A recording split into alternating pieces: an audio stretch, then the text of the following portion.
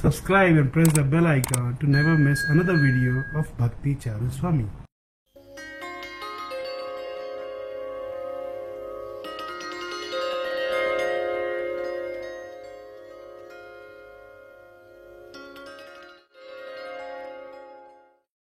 জগন্নাথ দেবের দর্শনে গিয়েছিলাম। বিভিন্ন দিন জগন্নাথের বিভিন্ন বেশ হচ্ছে, আপনার দেখেছেন তো।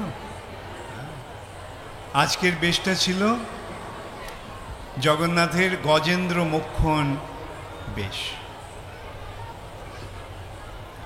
গজেন্দ্র, গজেন্দ্র মানে গজ মানে হাতি, ইন্দ্র মানে শ্রেষ্ঠ, সমস্ত হাতিদের রাজা হচ্ছেন গজেন্দ্র। শ্রীমদ্ ভাগবতে এই আখ্যানটি রয়েছে। গজেন্দ্র পূর্বজন্মে ছিল রাজা ইন্দ্রদ্যুম্ন। যে ইন্দ্রদ্যুম্নের জন্য জগন্নাথ এসেছিলেন সেই ইন্দ্রদ্যুম্ন নন, আরেকজন ইন্দ্রদ্যুম্ন। সেই ইন্দ্রদ্যুম্ন অভিশপ্ত হন, তার ফলে পরবর্তী জন্মে তাকে হাতি হয়ে জন্মাতে হয়েছিল। শ্রীমদ্ ভাগবতের উপাখ্যান। তো গজেন্দ্র হাতিদের রাজা, অনেক হাতিদের নিয়ে সে গেছে স্নান করতে। হাতিরা জলে খেলা করতে ভালোবাসে, জানেন তো। তো হাতি গেছে জলে খেলা করতে। সেই সময় সেই জলের মধ্যে একটা কুমির ছিল। সেই কুমির সেই গজেন্দ্রর পা কামড়ে ধরেছে। অনেকক্ষণ ধরে গজেন্দ্রের সঙ্গে, সেই কুমিরের সঙ্গে গজেন্দ্রের যুদ্ধ হলো, কিন্তু অবশেষে কুমির তো জলের জীব, আর হাতি সে যতই শক্তিশালী হোক না কেন সে স্থলের জীব, জলটা তার জায়গা নয়। তাই সে অবসন্ন হয়ে পড়ল, এবং তখন কুমিরটা তাকে নিয়ে গেল মাঝ সমুদ্রে। গজেন্দ্র তখন তার মনে পড়ে গেল যে এখন তো মৃত্যু আসন্ন, এখন ভগবানকে স্মরণ করতে হবে।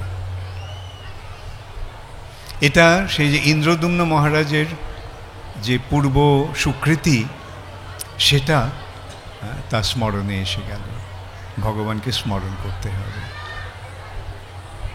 তখন সে, শ্রীমদ্ ভাগবতে বর্ণনা হচ্ছে, সেখানে একটা পদ্ম ফুল তুলে সেটা সে ভগবানকে অর্পণ করে ভগবানের প্রার্থনা করল। সুন্দর প্রার্থনা আছে গজেন্দ্রের প্রার্থনা শ্রীমদ্ ভাগবতে।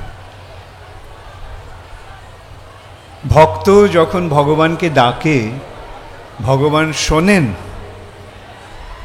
কে কে মনে করেন যে ভগবানকে ডাকলে, ভগবানকে প্রার্থনা করলে, ভগবানের কাছে আরতি সহকারে ঐকান্তিকভাবে ভগবানকে প্রার্থনা করলে ভগবানের কাছে ভগবান সেটা শোনেন? Very good. এবং ভগবান যখন শুনলেন, তখন ভগবান কি করলেন? ভগবান ভক্ত বৎসল, নমে ভক্তা প্রণশ্যতি। ভগবান আশ্বাস দিয়েছেন না ভগবদ্ গীতায়, আমার ভক্তের কখনো বিনাশ হবে না, ভক্তকে আমি সব সময় রক্ষা করব। অজামিলের কাহিনী মনে আছে? অজামিল নারায়ণকে স্মরণ করে নয়, ভগবানকে স্মরণ করে নয়, তার ছোট ছেলেটাকে স্মরণ করে সে নারায়ণকে ডেকেছিল। সঙ্গে সঙ্গে বিষ্ণুদূতেরা সেখানে এসে উপস্থিত। সেই সম্বন্ধেও শিল প্রভুপাদ বলছেন যে অজামিল তার প্রাথমিক জীবনে ব্রাহ্মণের ছেলে, সে ব্রাহ্মণের অনুযায়ী দীক্ষা শিক্ষা লাভ করেছিল। সেই স্মৃতিটা তার ছিল, যদিও অজামিল কালক্রমে অত্যন্ত অধঃপতিত হয়, অত্যন্ত পাপে লিপ্ত হয়, কিন্তু ওই সময় নারায়ণকে স্মরণ করা মাত্রই তার পূর্বশ্রুতি এসে যায়। তার ফলে এই যে এই ডাকার ফলে তখন বিষ্ণুদূতেরা সেখানে এসে উপস্থিত হলেন। এখানে আমরা কি দেখতে পাচ্ছি? বিষ্ণুদূত সব সময় টহল দিচ্ছে, আমরা চোখে না দেখতে পেলেও তারা রয়েছেন। এবং যখন বিষ্ণুদূতেরা দেখেন যে কোনো ভক্তের কোনো অসুবিধা হয়েছে, তখন তারা তাদের রক্ষা করার জন্য এসে পড়ে। যমদূতেরা এসেছিল অজমিলকে নেওয়ার জন্য। যমরাজ আছে, বিশ্বাস করেন তো? যমরাজ আছে। যমরাজ কি করেন? যমরাজ হচ্ছেন বিচারক, তিনি বিচার করেন। বিচার মানে কি? কত পাপ হয়েছে, কত পুণ্য হয়েছে। যমরাজের সেক্রেটারি হচ্ছেন চিত্রগুপ্ত। চিত্রগুপ্তর এমন একটা কম্পিউটার আছে যে সেই কম্পিউটারে পৃথিবীর প্রতিটি জীবের ইতিহাস রয়েছে। যখন মৃত্যুর পর যখন যমালয়ে আসে, তখন যমরাজ চিত্রগুপ্তকে বলেন, আচ্ছা এর কি ক্ষতি, ইয়েটা দেখাও, বলো। এবং সেই অনুসারে যমরাজ বিচার করেন, পাপের দণ্ড দেন এবং পুণ্যের পুরস্কার করেন। এগুলি সব সত্যি কথা, এগুলো গল্প কথা নয়। আমরা যদি গল্প কথা বলে এগুলো মনে করে এগুলিকে, এই যে সমস্ত তথ্য রয়েছে সেই তথ্যগুলিকে যদি আমরা যথাযথভাবে গ্রহণ না করি, তাহলে আমাদেরই ক্ষতি হবে। অতএব বিশ্বাস সহকারে এই শাস্ত্রের সমস্ত বাণী আমাদের সর্বান্তকরণে গ্রহণ করতে হবে।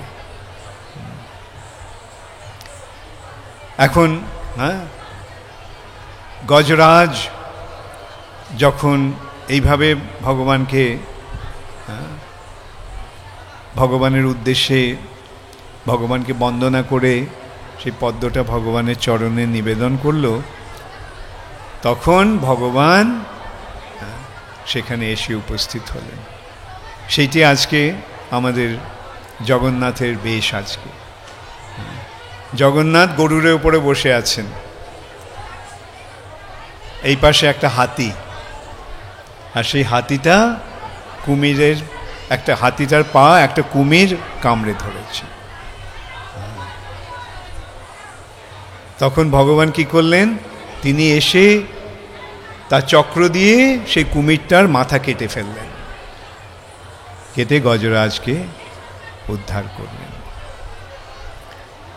এই সম্বন্ধে সুরদাসের একটা খুব সুন্দর গান রয়েছে।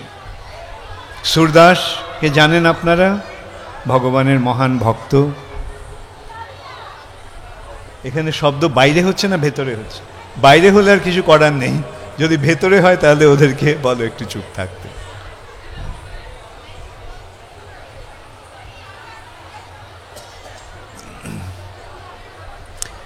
সুরদাস ভগবানের মহান ভক্ত ছিলেন।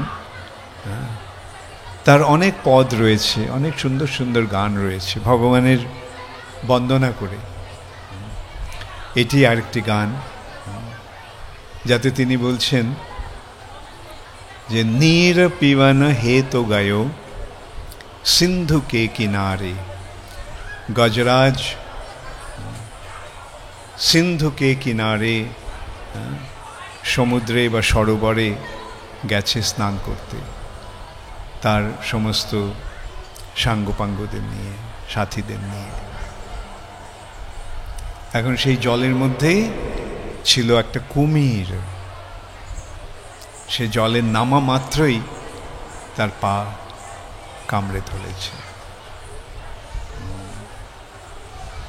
নীর পিবন হেতো গায়ো सिंधु के किनारे, सिंधु बीच बसत ग्राह चरण धरी पछारे।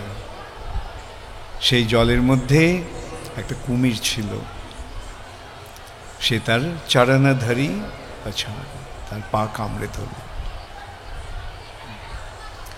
চার প্রহর যুদ্ধ भयो, 4 প্রহর ধরে যুদ্ধ হলো। 4 প্রহর মানে সারা দিন, 4 প্রহরে দিন, 4 প্রহরে রাত্রি, তাই 8 প্রহরে একটা পুরো দিন হয়। 3 ঘন্টায় 1 প্রহর, 3 8 24। 4 प्रहर युद्ध भयो, ले गयो मझी धारे, नाक कान डूबन लागे, कृष्ण के पुकारे। সে যখন ডুবে যাচ্ছে, নাকে কানে জল ঢুকছে, সে তখন বুঝতে পারলো আমি তো এখন অবসন্ন হয়ে পড়েছি, এখন মৃত্যু আমার অবশ্যম্ভাবী। তখন সে কি করলো? কৃষ্ণকে পুকারে, কৃষ্ণকে ডাকলো। দ্বারকা সে চলে গোপাল, তার ভক্তের সেই ডাক শুনে কৃষ্ণ দ্বারকা থেকে চললেন, সঙ্গে সঙ্গে বেরিয়ে পড়লেন। গরুরকে বিছাড়ে, গরুরের পিঠে চড়ে তিনি সঙ্গে সঙ্গে সেখানে এসে উপস্থিত হলেন। द्वारका से चले गोपाल, गरुड़ के बिछारे, चक्र से ग्राहों को मारी, गजराज को उधारे। তার চক্র দিয়ে সেই গ্রাহক কুমিরটাকে হত্যা করে, সংহার করে হাতিটিকে উদ্ধার করলেন। তখন সুরদাস বলছেন, সুর কহে শ্যাম শুনো, হে কৃষ্ণ তুমি আমার কথাটাও শোনো। সুর কহে শ্যাম শুনো, শরণই তোহারে, এখন আমি তোমার শরণ নিচ্ছি। अब हमारे पार करो हे नंद के दुल्हारे। গজরাজকে তুমি যেভাবে রক্ষা করেছিলে, এখন সেভাবে তুমি আমাকেও রক্ষা করো।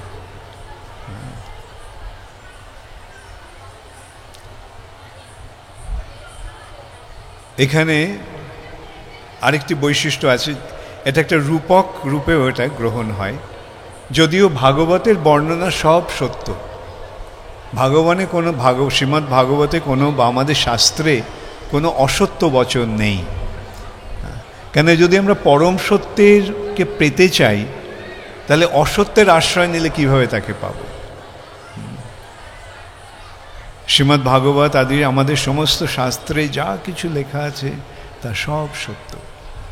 ইন্দ্রদ্যুম্ন রাজা ছিলেন, তিনি অভিশপ্ত হয়ে হাতির শরীর লাভ করেছিলেন, এবং এই সময় হাতির এক সময় এই অবস্থা হয়েছিল। এগুলো সব সত্যি কথা। এবং হাতির যে প্রার্থনা সেটাও সত্যি। সেই হাতি প্রার্থনা করছে না, হাতির পূর্বজন্মের সুকৃতির প্রকাশ হলো। হাতি এখন হাতি নয়, হাতি ইন্দ্রদ্যুম্ন মহারাজ, তিনি প্রার্থনা করছেন ভগবানের কাছে। আত্মার সঙ্গে ভগবানের যে সম্পর্ক সেটা কখনো লোপ পায় না বা কখনো তার হ্রাসও হয় না, সে সম্পূর্ণ অক্ষতভাবে সেটা থেকে যায়। আমাদের শরীরের সঙ্গে যা কিছু সম্পর্কিত যা কিছু তার সব মৃত্যুর সময় ছেড়ে যেতে হবে, কিন্তু আত্মার সঙ্গে যে সম্পর্ক, আত্মার যা কিছু প্রাপ্তি, সেগুলি সব সময় আত্মার সঙ্গে থাকে। শরীর ভিন্ন হতে পারে এবং সেই শরীরে সেই স্মৃতি না থাকতে পারে প্রাথমিক দিকে, কিন্তু কালক্রমে যখন ভগবানের সঙ্গে সম্পর্কটা আবার হয়ে যায় তখন সেই সমস্ত স্মৃতি চলে আসে। সেই সম্পর্কে বলা হচ্ছে আমাদের শাস্ত্রে যে এই যে আত্মার যে প্রগতি, আধ্যাত্মিক প্রগতি, সেটা কখনো নষ্ট হয় না। হয়তো কেউ এতদূর পর্যন্ত উঠেছিল, মৃত্যু হলো, পরজন্মে যখন সে আবার তার ভক্তি জীবন শুরু করবে তখন কোথা থেকে শুরু করবে? এখান থেকে না, যেখানে শেষ করেছিল সেখান থেকে, অর্থাৎ খুব শীঘ্রই সে ওই স্তরে এসে যাবে। তাই জন্য আমরা দেখতে পাই অনেক ভক্ত তার দেখে মনে হয় আরে এরা প্রথম থেকে এত অ্যাডভান্সড, এরা এত প্রথম থেকে এত উন্নত। এখানে বুঝতে হবে যে এটা তাদের পূর্বজন্মের প্রগতির ফল।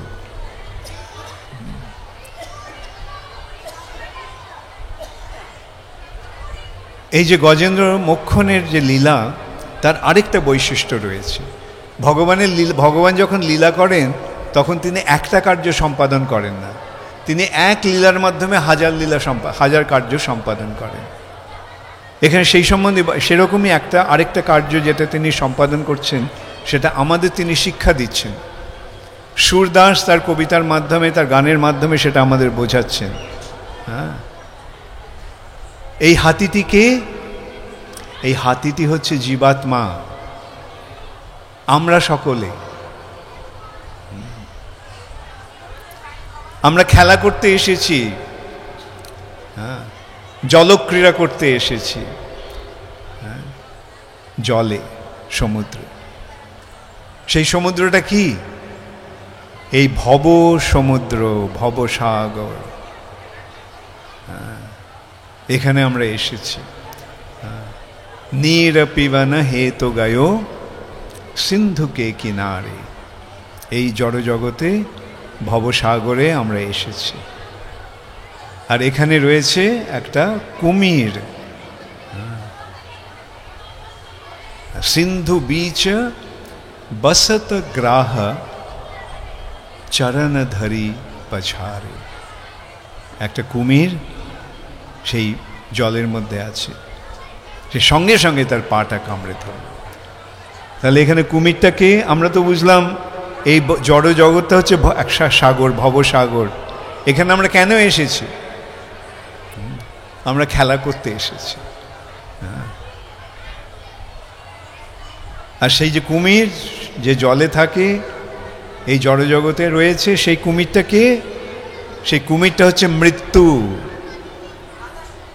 এখানে আসা মাত্রই মৃত্যু আমাদেরকে কামড়ে ধরেছে। আর সারাক্ষণ আমরা কি করছি? সর্বক্ষণ আমরা ওই মৃত্যুর সঙ্গে সংগ্রাম করছি। এই বেঁচে থাকাটা সর্বক্ষণ মৃত্যুর সঙ্গে সংগ্রাম।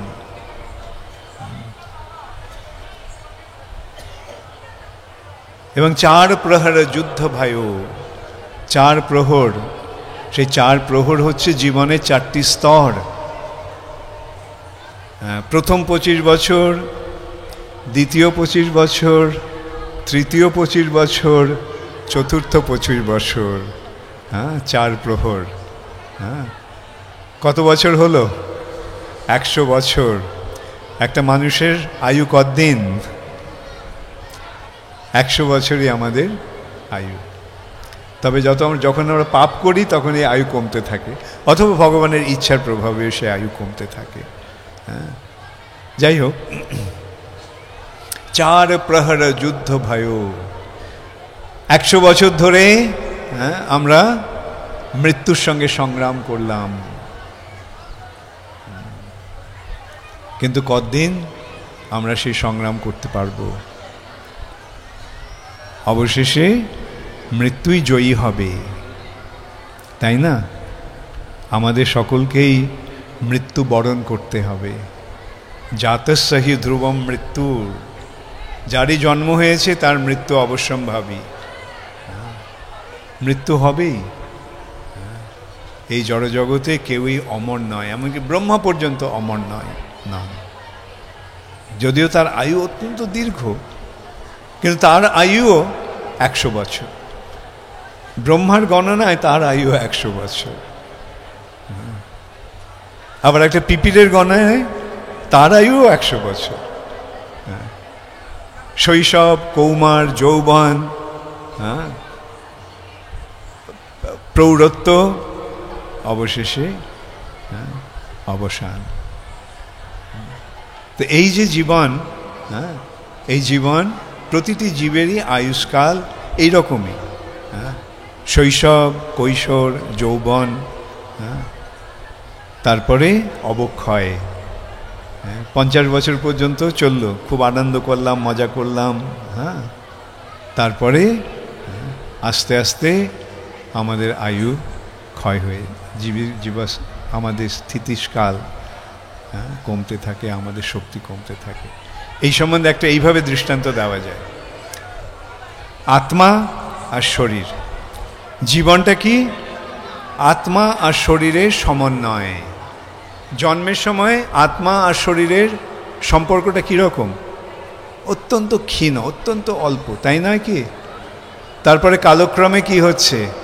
সম্পর্কটা বাড়ছে বাড়ছে বাড়ছে, বাড়তে বাড়তে যৌবনে এসে একেবারে এই রকম, আত্মা আর শরীর একেবারে এক।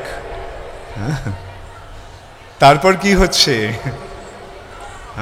আস্তে আস্তে এইভাবে এসে এইভাবে হলো, তারপরে আস্তে আস্তে আস্তে আস্তে এই সম্পর্কটা ক্ষীণ থেকে ক্ষীণতর হতে হতে হতে হতে অবশেষে মৃত্যুর সময় কীরকম একটা ক্ষীণ সম্পর্ক রয়েছে, ব্যাস আত্মা শরীরটা ছেড়ে চলে গেল।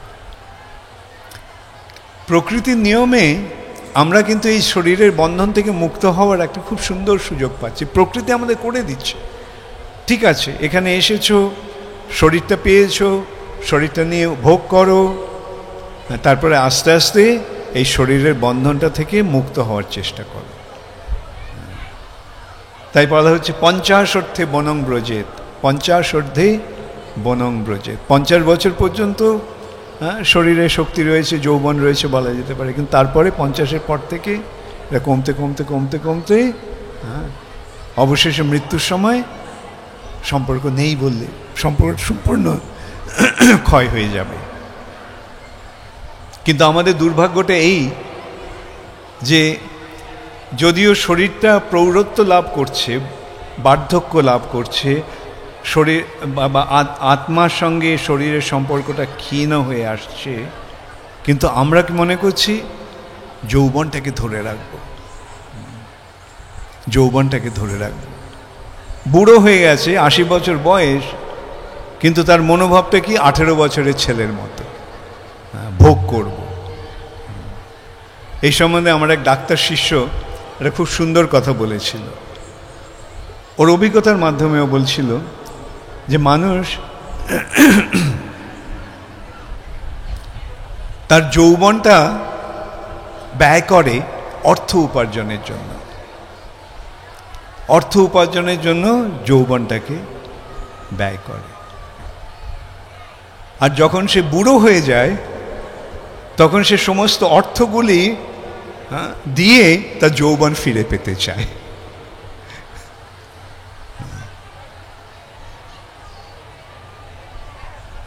ইংরেজিতে একটা কথা আছে, গ্রো ওল্ড গ্রেসফুলি, সম্মানের সঙ্গে বার্ধক্যকে বরণ করে নাও। ঠিক আছে, শরীরটা এখন অবসন্ন হয়ে পড়ছে, ঠিক আছে, যখন শরীরটা অবসন্ন হচ্ছে তখন কেন আর এই শরীরটাকে একটা যুবকের শরীরের মতো বা যুবতীর শরীরের মতো ব্যবহার করতে যাব? যাই হোক, এই যে 4 প্রহর যুদ্ধ ভয়ো, তার মানেটা কি হচ্ছে? আমরা জীবনের এই 4টি স্তর সংগ্রাম করছি মৃত্যুর সঙ্গে, কিন্তু কতকাল আর পারবো? অবশেষে আমরা অবসন্ন হয়ে পড়ছি, তখন সে মৃত্যু আমাদের টেনে নিয়ে যাচ্ছে। 4 প্রহর যুদ্ধ ভয়ো লে গয়ো মাঝিধারে, সে হাতিকে টেনে নিয়ে সে চলে গেল মাঝ দরিয়ায়, মাঝ সমুদ্র। নাক কান ডুবন লাগে কৃষ্ণকে পুকারে। তখন গজেন্দ্রর মনে হলো যে এখন তো জীবন শেষ হয়ে এলো, এখন কৃষ্ণের স্মরণ নেই। শ্রীমদ্ ভাগবতে বর্ণনা হচ্ছে, তখন সেই হাতিটা কাছে একটা পদ্মফুলের গাছ থেকে একটা পদ্মফুল তুলে নিয়ে ভগবানের কাছে প্রার্থনা করে সেই পদ্মফুলটা তার চরণে অর্পণ করল। তখন ভগবান দ্বারকা সে চলে গোপাল। ভক্তের সে আকুতি শ্রবণ করে ভগবান দ্বারকা থেকে এলেন কিভাবে? গরুড়কে বিছাড়ে, গরুড়ে চড়ে তিনি এলেন এবং চক্র সে গ্রাহ কুমারী গজরাজ কো উদ্ধারে, তার চক্র দিয়ে সেই কুমিরটিকে সংহার করে, অর্থাৎ ভগবান যখন কেউ ভগবানের শরণ নেন তখন ভগবান তাকে রক্ষা করেন। মৃত্যুর নমাম্যহম, ভগবানের একটা সংজ্ঞা হচ্ছে তিনি মৃত্যুর মৃত্যু। যদ বিভেতি স্বয়ং ভয়ম, স্বয়ং ভয় ও ভগবানকে ভয় করে, কেননা ভগবান হচ্ছেন মৃত্যুর মৃত্যু। অতএব ভক্তদের মৃত্যু ভয় ভীত হওয়ার কোনো কারণ নেই। এই সম্বন্ধে আরেকটা সুন্দর দৃষ্টান্ত, ধ্রুব মহারাজ, তিনি সংসার ত্যাগ করে, রাজকার্য ত্যাগ করে তিনি গেছেন বদরিক আশ্রমে, সেখানে সাধু সঙ্গ করছেন, মৃত্যুর জন্য তৈরি হচ্ছেন। কেন জীবনের শেষে আমাদের ভগবানের সেবায় নিজেদের নিযুক্ত করতে হয়, সেটি বুদ্ধিমানের কাজ।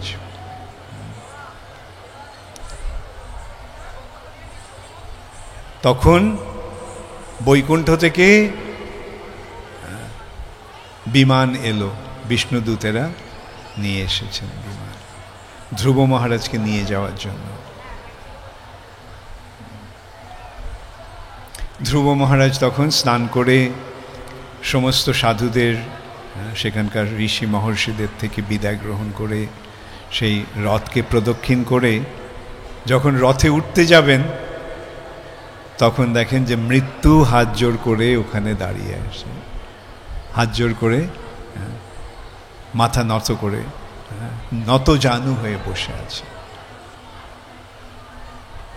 মৃত্যু আসে ভক্তের কাছে, কিন্তু কিভাবে আসে? এইভাবে হাত জোর করে আসে। কৃপা করুন, আশীর্বাদ করুন, যাতে আমার সমস্ত কার্যকলাপ সার্থক হয়। তখন ধ্রুব মহারাজ কি করলেন? সেই মৃত্যুর মাথায় পা দিয়ে সেই রথে চললেন। ভক্তের কাছে মৃত্যু এইভাবে আসে, ভক্তেরও মৃত্যু হয়। মৃত্যু মানে শরীর ত্যাগ, এই জড় শরীরটাকেও সকলেই ত্যাগ করতে হবে। জড় শরীরটা তো সকলকেই ত্যাগ করতে হবে, সে ভক্তই হোক আর অভক্তই হোক, সকলকেই ত্যাগ করতে হবে। কিন্তু ভক্তের কাছে মৃত্যু একভাবে আসে, অভক্তের কাছে আরেকভাবে আসে। অভক্তের কাছে আসে একটা ভয়াবহ রূপ নিয়ে, আর ভক্তের কাছে আসে তার মঙ্গলময় রূপ নিয়ে, ভক্তের কৃপা লাভের জন্য, ভক্তের আশীর্বাদ প্রাপ্ত হওয়ার জন্য।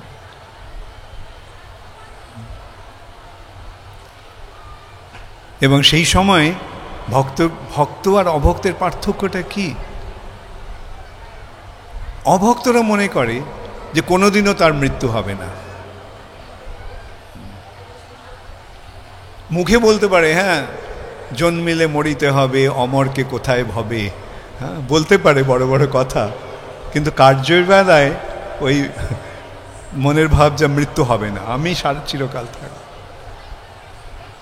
আর ভক্তের মনোভাবটা কি? মৃত্যু যে কোনো সময় আসতে পারে, আমি প্রস্তুত, যখনই মৃত্যু আসুক আমি পেছন ফিরে তাকাবো না, আমি ভগবানের প্রতি উন্মুখ হয়ে আমি মৃত্যুকে বরণ করব। সেইটি হচ্ছে ভক্তের মনোভাব। মৃত্যু আসবে, কখন যে মৃত্যু আসবে তার কোনো নিশ্চয়তা আছে? যে কোনো মুহূর্তে, যে কোনো সময় মৃত্যু আসতে পারে।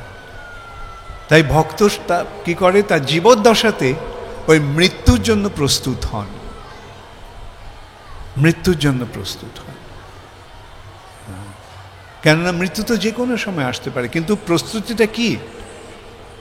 যাতে মৃত্যুর সময় ভগবানকে স্মরণ করতে পারে, ভগবানকে মনে করতে পারে। এবং সেই জন্যই তার কার্যকলাপ কীরকম? সর্বক্ষণ ভগবানকে মনে রাখা, সর্বক্ষণ। সব সময়, যাতে মৃত্যু যখনই আসুক না কেন আমি ভগবানকে স্মরণ করতে পারবো, ভগবানের স্মরণ নিতে পারবো। এইভাবে ভক্ত সবসময় প্রস্তুত হয়ে থাকেন মৃত্যুর জন্য। এইটি ভক্ত এবং অভক্তের মধ্যে পার্থক্য। এই দিয়ে আমরা বিচার করতে পারি আমরা কতটা ভক্ত হয়েছি। এই প্রশ্নটা আমাদের করতে হবে, পরীক্ষাটা আমাদের সবসময় করতে হবে। এখন যদি মৃত্যু আসে তাহলে কি করব? আরে উইলটা তো করে গেলাম না, ব্যাংকের টাকাগুলো কি হবে, বাড়িটা তো লিখে দিয়ে গেলাম না, হ্যাঁ, আর আমি চলে গেলে আমার ছেলে মেয়েদের কি হবে, আমার স্ত্রীর কি হবে। এই চিন্তা যদি আসে মৃত্যুর সময় তাহলে আবার ফিরে আসতে হবে। ব্যাংকের টাকার প্রতি আসক্তি, কিন্তু এসে ওই টাকাটা দাবি করতে পারবো না। কি করবো? আসক্তির ফলে ব্যাংকে একটা আশ্রয় হয়ে জন্মালাম। হ্যাঁ, খুব থাকো, টাকা সামলাও। অথবা সাপ হয়ে ওই ভিত সামলাচ্ছি। যাই হোক, মূল কথা হচ্ছে যে এইটি হচ্ছে ভক্তের মনোভাব। আমাদের প্রস্তুত থাকতে হবে। যদি মনে হতে পারে আরে উইলটা তো করিনি, ঠিক আছে, সেটা যদি হয় তাহলে উইলটা করে রাখো, যাতে মৃত্যুর সময় উইলের কথা না মনে হয়। মৃত্যুর সময় যদি চিন্তা না আসে আরে এটা তো ওকে দিয়ে গেলাম না, ওর কি হবে, এর কি হবে, হ্যাঁ, সেগুলো মৃত্যুর সময় চিন্তা করার দরকার নেই। যদি চিন্তা এসে থাকে তাহলে আগে ওগুলো সব গুছিয়ে নাও, যাতে মৃত্যু যখন আসবে তখন আমি প্রস্তুত।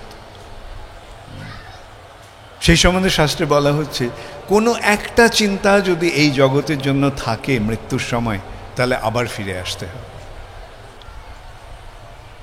তাই মৃত্যুর সময় আমাদের কর্তব্য কি? অন্তে নারায়ণ স্মৃতি। মৃত্যুর সময় নারায়ণকে স্মরণ করতে হবে,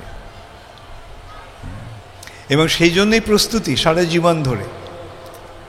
জীবন ধরে আমাদের প্রস্তুতি। যখন বেঁচে আছি, হ্যাঁ, হরিনাম করো, যাতে অভ্যাস করো, হ্যাঁ, হরে কৃষ্ণ, যাতে মৃত্যু যখন আসবে তখন এই যদি হরে কৃষ্ণ মুখ দিয়ে বেরোয়, ব্যাস হয়ে গেল, জন্ম সার্থক হয়ে গেল।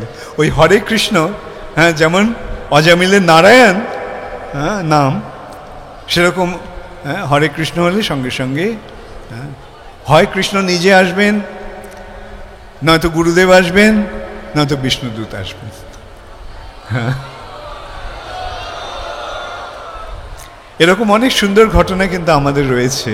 আমি সম্বন্ধে একটা কথা বলি, একটা ঘটনার কথা। আমাদের এক গুরু ভাই ছিলেন, তিনি ফরাসি, ফ্রেঞ্চ। তিনি সন্ন্যাসী ছিলেন, প্রভুপাদের সন্ন্যাস পেয়েছিলেন প্রভুপাদের কাছ থেকে। কিন্তু প্রভুপাদের অপ্রকটের পরে সে ইসকন থেকে চলে যায়।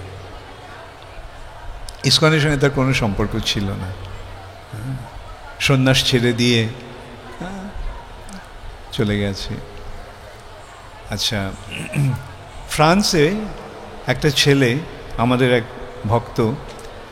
ভক্তরা কি করে, গেরুয়া কাপড় পরে ভক্তরূপে ওরা প্রচার করে, গ্রন্থ বিতরণ করে। সেরকম একটা ছেলেকে দেখে একজন মহিলা এসে জিজ্ঞাসা করলেন, আচ্ছা প্রভুপাদ কে? তো বললো যে প্রভুপাদের পরিচয় দিল। প্রভুপাদ কে? বললো কেন, আপনি কেন জিজ্ঞাসা করছেন? তো বলল যে আমার স্বামী প্রভুপাদের ভক্ত ছিলেন এবং তার ক্যান্সার হয়, এবং যখন তার মৃত্যু আসন্ন সেই সময়ে ও অনেকটা উঠে গিয়ে শুয়েছিল, উঠে গিয়ে বলল প্রভুপাদ ইউ কেম বলে।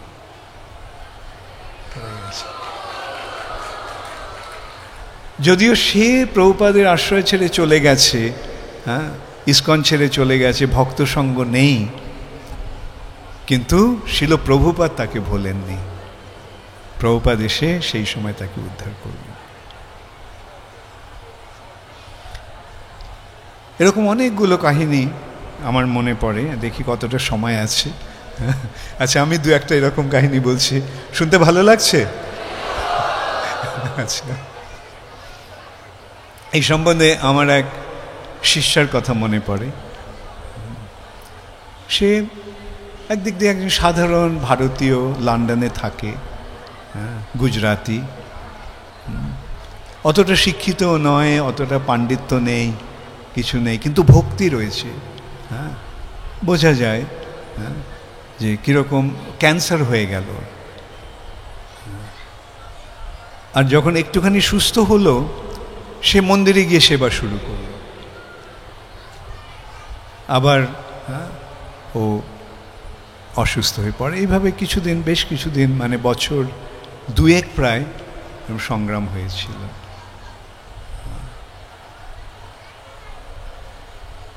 ওর মৃত্যুর সময় ওর হাতে জপমালা ছিল,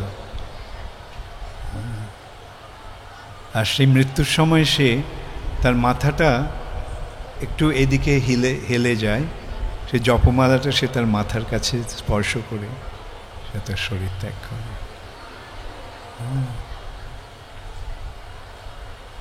একজন সাধারণ ভারতীয় মহিলা, এখন এইভাবে যে শরীর ত্যাগ করে, সে কোথায় যায়? এইটি হচ্ছে প্রভুপাদের যে প্রদত্ত শিক্ষা, সেই শিক্ষাটা অনুশীলনের ফল, অনুশীলনের সুফল। যারা নিষ্ঠাভরে এই অনুশীলন করবে, নিষ্ঠাভরে জপ করবে, ভগবানের সেবা করবে, অন্তিম সময়ে তাদের এই গতি হবে, এই প্রাপ্তি হবে। আরেকটি মেয়ের কথা বলছি। সে মেয়েটির বয়স তখন 22 বছর, পুনাতে থাকে, রাধানাথ মহারাজের শিষ্যা। আর আমি ওকে ছোটবেলা থেকে চিনতাম। তখন আমি প্রায় পুনাতে যেতাম এবং ও আমার খুবই অনুগত ছিল বলা যায়। আমি গেলে ওদের বাড়িতে আমি থাকতাম, ও সব সময় ইয়ে করত। এমনিতে আপাত দৃষ্টিতে সেই মেয়েটা কীরকম, একটু দুরন্ত, একটু চঞ্চল, কিন্তু হঠাৎ তার এমন একটা রোগ হলো যার কোনো নিরাময় নেই। তখন থেকে তার মধ্যে একটা পরিবর্তন এলো। যে মেয়েটা এত চঞ্চল ছিল, ছিল, সে গম্ভীর হয়ে গেছে। ও ওর পরীক্ষা শেষ করে সেই দিন ও রেজাল্ট নিয়ে ফিরেছে, এসে মাকে বলেছে তার রেজাল্টের কথা, করে অজ্ঞান হয়ে গেছে।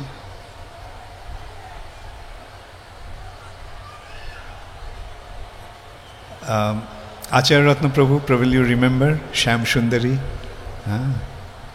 Janava Mata's daughter.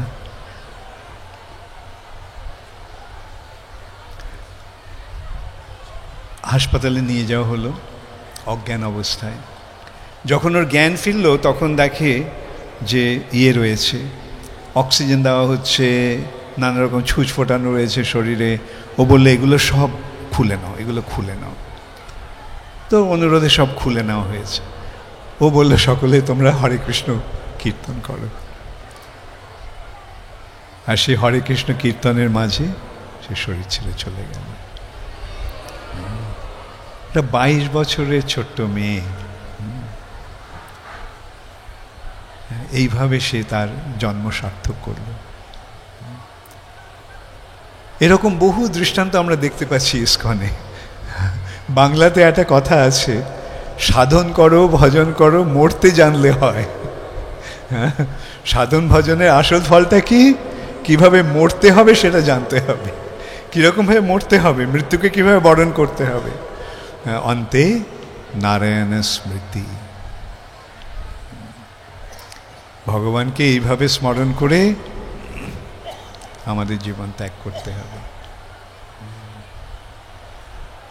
তো 4 প্রহর যুদ্ধ भयो ले गयो मझधारे नाक कान डुबन लागे কৃষ্ণ কো পুকারে। তখন কি করলেন? द्वारका से चले गोपाल गरुड़ के बिछारे चक्र से ग्राह को मारी गजराज को उद्धारे। তাহলে আমরাও যদি মৃত্যুর সময় ভগবানকে স্মরণ করি, ভগবান আসবেন আর এই যে গজরাজ রূপী যে মৃত্যু তার গলায় কেটে আমাদের উদ্ধার করবেন।